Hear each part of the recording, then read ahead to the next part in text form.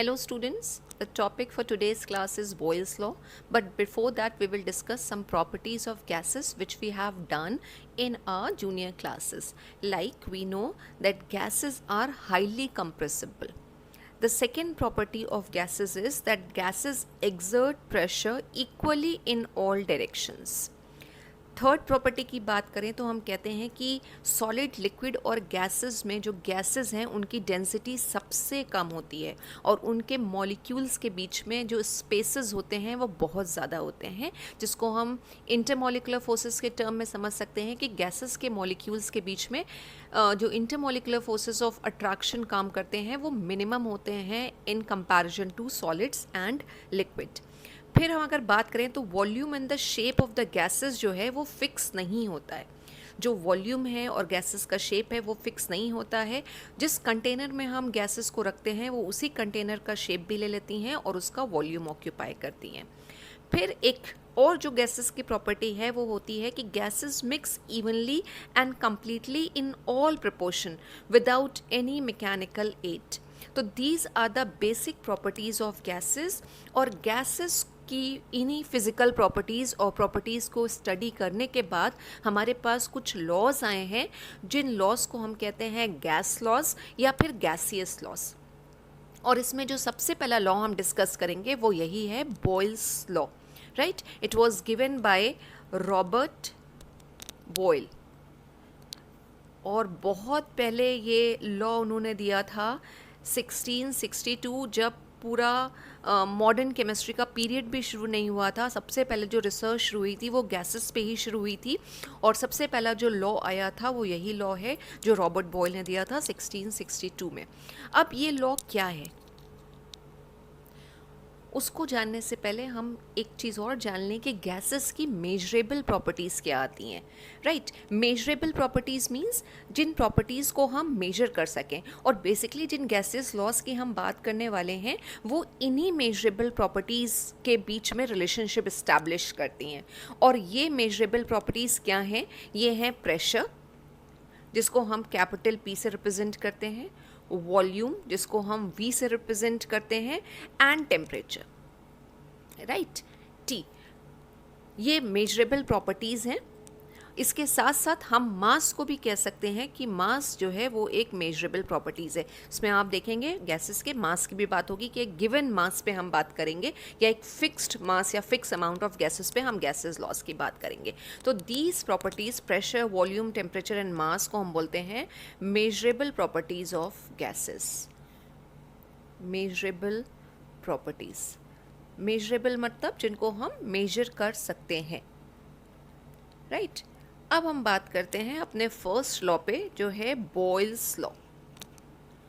Boyle's law किसने present किया था वो हमने बात कर ली कि रॉबर्ट बॉयल ने प्रेजेंट किया था 1662 में. और इस लॉ को हम कहते हैं प्रेशर वॉल्यूम लॉ या प्रेशर वॉल्यूम रिलेशनशिप, क्योंकि अभी हमने बात करी कि जो मेजरेबल प्रॉपर्टीज़ के बीच में रिलेशनशिप हैं वही ये लॉज बताते हैं. तो we can call it pressure volume law और प्रेशर वॉल्यूम रिलेशनशिप. सारे लॉज आपको एक एक लाइन के मिलेंगे, वन लाइनर्स हैं. ठीक है, और जो मेजरेबल प्रॉपर्टीज़ हैं उन्हीं के बीच में रिलेशनशिप इस्टेब्लिश करेंगे. जैसे बॉयल्स लॉ प्रेशर और वॉल्यूम के बीच में रिलेशनशिप इस्टेब्लिश करता है. अब ये लॉ क्या कहता है? तो लॉ को हम एज इट इज़ लिखते हैं और विद इन डबल कोट्स लिखते हैं कि एट कांस्टेंट टेम्परेचर, यानी टेम्परेचर को हमने फिक्स रखा है, टेम्परेचर को हम चेंज नहीं कर रहे हैं. At constant temperature the pressure, pressure को हम P से लिख लेते हैं, the pressure of a fixed amount, of a fixed amount of gas. Fixed amount, और अमाउंट यहाँ पे किस टर्म में होगा? नंबर ऑफ मोल्स के टर्म में होगा. Number of moles of gas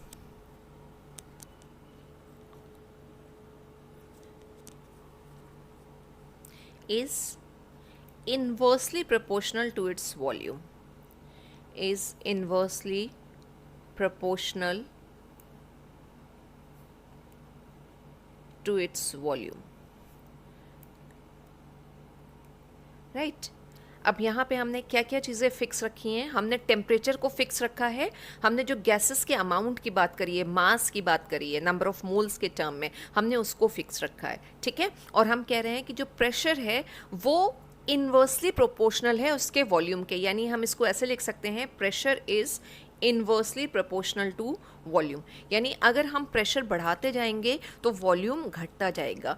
gases के ऊपर अगर हम पिस्टन से प्रेशर अप्लाई करते हैं, जो वॉल्यूम ऑफ द गैसेस है वो रिड्यूस होता जाता है या कम होता जाता है, और वही रिलेशनशिप ये बॉयल्स लॉ बता रहा है।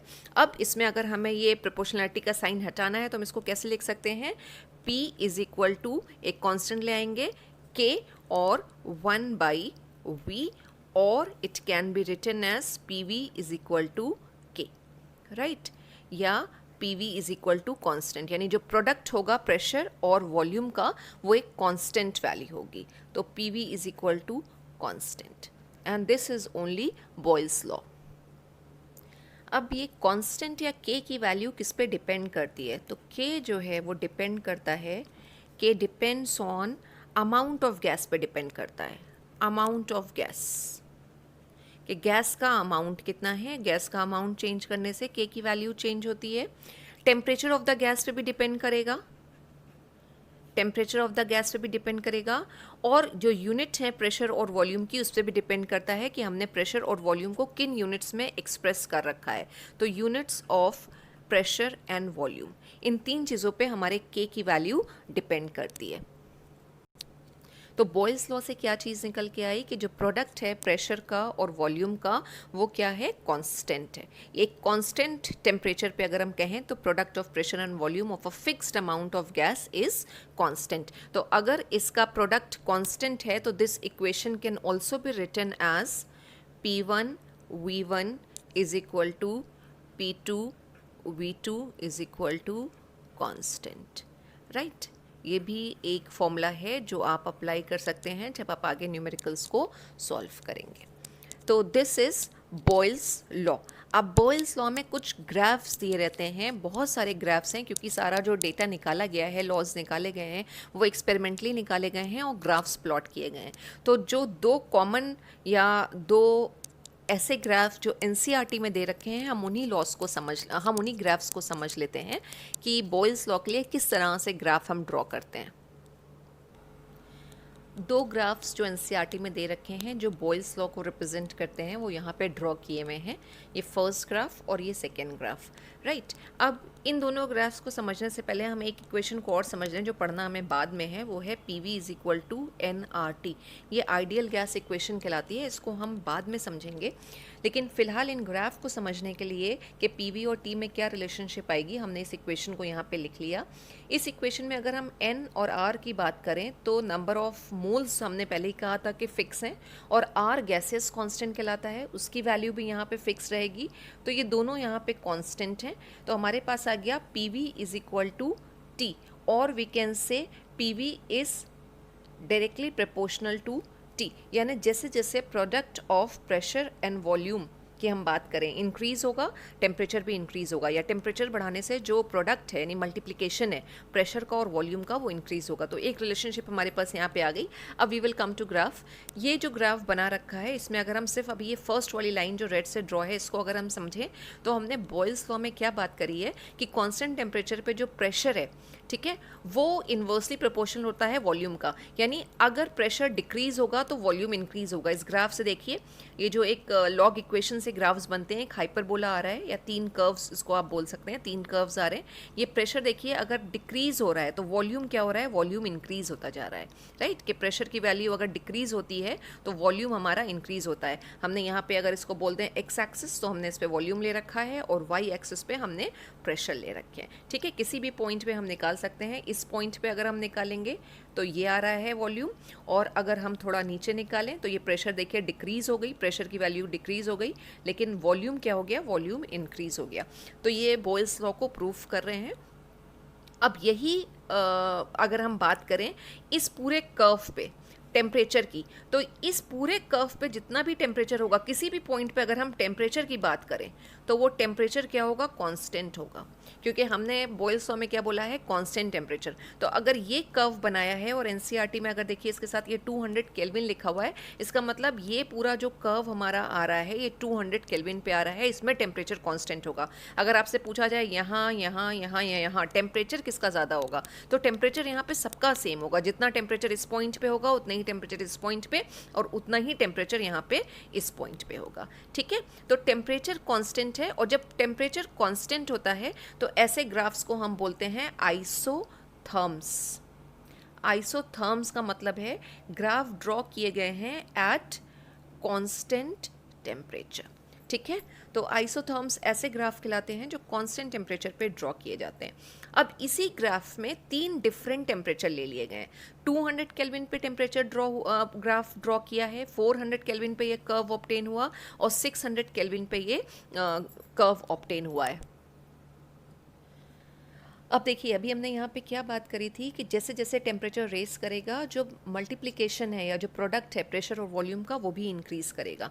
अब अगर हम ये प्रेशर की बात करें कि इस ग्राफ पे यहाँ पे ये प्रेशर है, तो ये अगर 3 हमारे जो ग्राफ हैं इस पे अगर हम प्रेशर की बात करें तो यहाँ तो प्रेशर सब सेम होगा, लेकिन अगर हम वॉल्यूम की बात कर रहे हैं तो वॉल्यूम तो चेंज आ रहा है, इसका ये वॉल्यूम है, इसका ये वॉल्यूम है और इस पॉइंट पे ये वॉल्यूम है, राइट। तो जो हम बात कर रहे थे कि टेम्परेचर रेस करने से क्या हो रहा है, प्रोडक्ट वो प्रेशर और वॉल्यूम का इंक्रीज़ हो रहा है, वो यहाँ से क्लियरली पता चल रहा है कि जितना टेम्परेचर ज़्यादा होगा, यानी ये देखिए टेम्परेचर यहाँ तक बढ़ गया 600 केल्विन तक जब हम आ गए, तो जो प्रोडक्ट है वो मैक्सिमम है कंपैरेटिवली 400 केल्विन के और 200 केल्विन के। तो आपसे कभी कभी क्वेश्चंस इस तरह से पूछ ले जाते हैं कि इंस्टेड ऑफ दिस कि यहाँ पे टेम्परेचर मेंशन किया हुआ है, अगर टेम्परेचर मेंशन ना किया होता और यहाँ पे दिया होता टेम्परेचर T1, यहाँ पे दिया होता टेम्परेचर T2 और यहाँ पे दिया होता टेम्परेचर T3, तो क्या रिलेशनशिप आती, तो वो आती T3 is greater than T2 is greater than T1, right.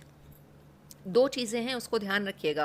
पूरे कर्व पे अगर हम टेम्परेचर की बात करेंगे, अलग अलग पॉइंट्स अगर हमने बना लिए तो वहाँ टेम्परेचर कांस्टेंट होगा, फिक्स होगा, लेकिन 3 डिफरेंट कर्व्स अगर हमारे पास आए हैं तो वो 3 डिफरेंट टेम्परेचर्स के लिए आए हैं। अब उसमें से किसका टेम्परेचर सबसे ज़्यादा होगा, तो टेम्परेचर उसी का ही ज़्यादा होगा, उस कर्व का ही ज़्यादा होगा जिसमें क्या आएगा, product of pressure and volume जो है वो हाईएस्ट आ रहा होगा। और प्रोडक्ट कैसे निकालेंगे, उसके लिए हम यहाँ इस लाइन को एक्सटेंड करेंगे और इधर वॉल्यूम की तरफ लेकर आएंगे, तब हम फाइंड आउट करेंगे कि जो प्रेशर और वॉल्यूम का मल्टीप्लिकेशन है वो कहाँ पे ज़्यादा आ रहा है। तो 3 अगर हमारे पास ये टेम्परेचर्स हैं तो उसमें हाईएस्ट टेम्परेचर T3 का ही होगा, right. So as the product of PV increases, PV increases,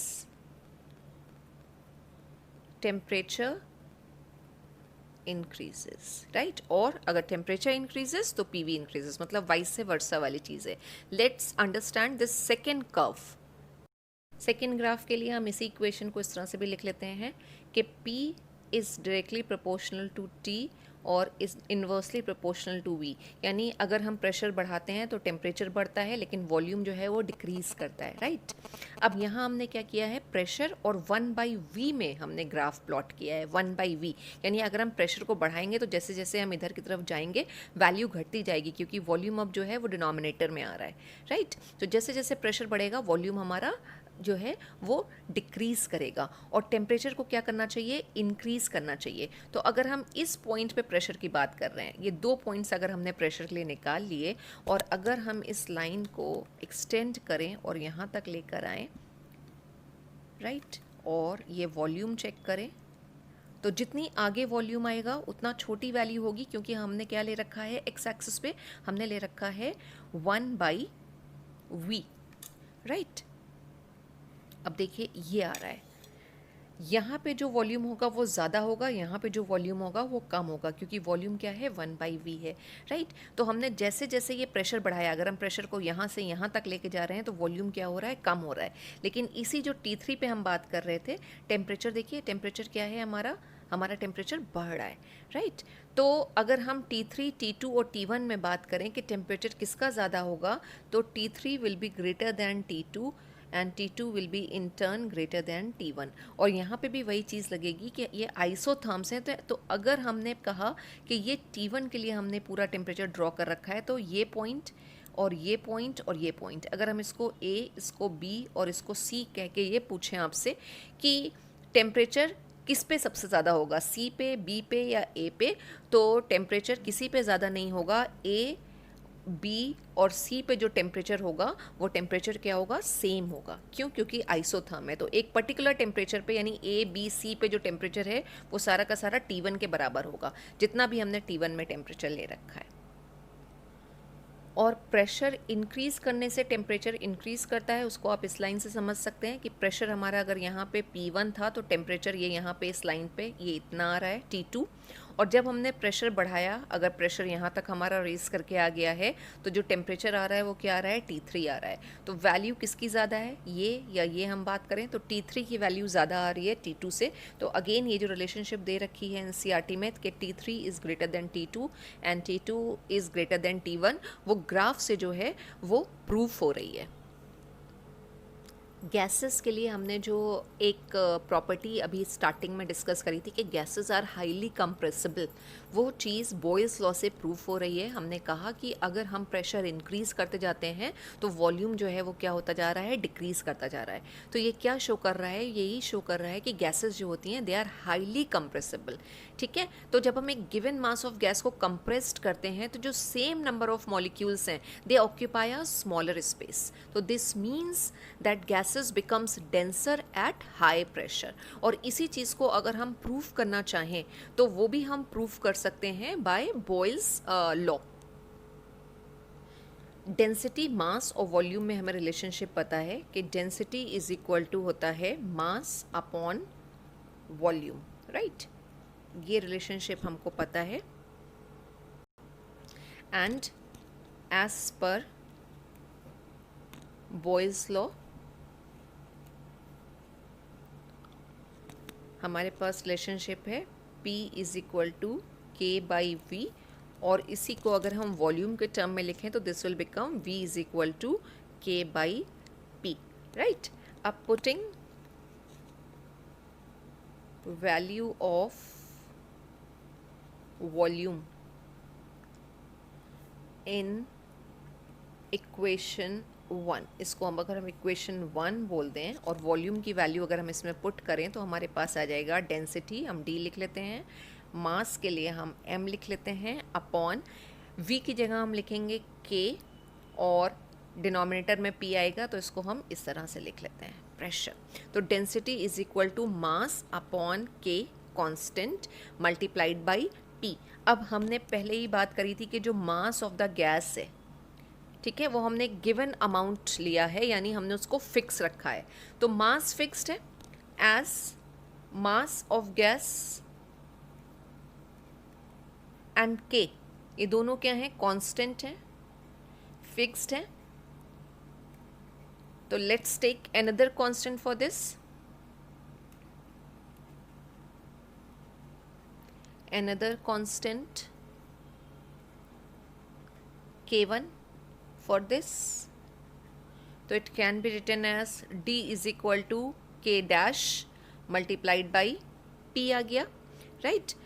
तो डेंसिटी को अगर हम बात करें D is equal to K dash constant है तो D is equal to P, और density is directly proportional to pressure आ रहा है, राइट। तो ये क्या शो कर रहा है कि एक कांस्टेंट टेम्परेचर पे जो प्रेशर है वो डायरेक्टली प्रोपोर्शनल होता है to the density of a fix mass of the gas. ये आपका एनसीईआरटी का एक क्वेश्चन दे रखा है प्रूफ करने के लिए कि प्रूफ करिए कि डेंसिटी जो है, ठीक है, वो डायरेक्टली प्रोपोर्शनल है प्रेशर के, या density of a gas, fix mass of a gas is directly proportional to the pressure. So this relationship shows that density of a given mass of a gas is directly proportional to the pressure at constant temperature। अब temperature के लिए भी एक last चीज़ समझ लीजिए कि capital T और small t temperature इस तरह से लिखा होता है। जब हम कैपिटल T में बात करेंगे इसका मतलब हम लोग एब्सोल्यूट टेम्परेचर की बात कर रहे हैं, एब्सोल्यूट टेम्परेचर यानी कि टेम्परेचर इन केल्विन, केल्विन में टेम्परेचर आएगा। जब जब हम ये कैपिटल T लिखेंगे इसका मतलब केल्विन में टेम्परेचर की बात हो रही है, और स्मॉल t का मतलब होता है टेम्परेचर इन डिग्री सेल्सियस। तो अगर डिग्री सेल्सियस में हमें टेम्परेचर रिप्रेजेंट करना है तो हम स्मॉल टी से करेंगे, और एब्सोल्यूट टेम्परेचर की बात होगी तो कैपिटल टी से होगी। So this is about Boyle's law, which says that at constant temperature the pressure of a fixed amount of a gas is inversely proportional to its volume. That means as the pressure increases the volume decreases. Thank you so much, students.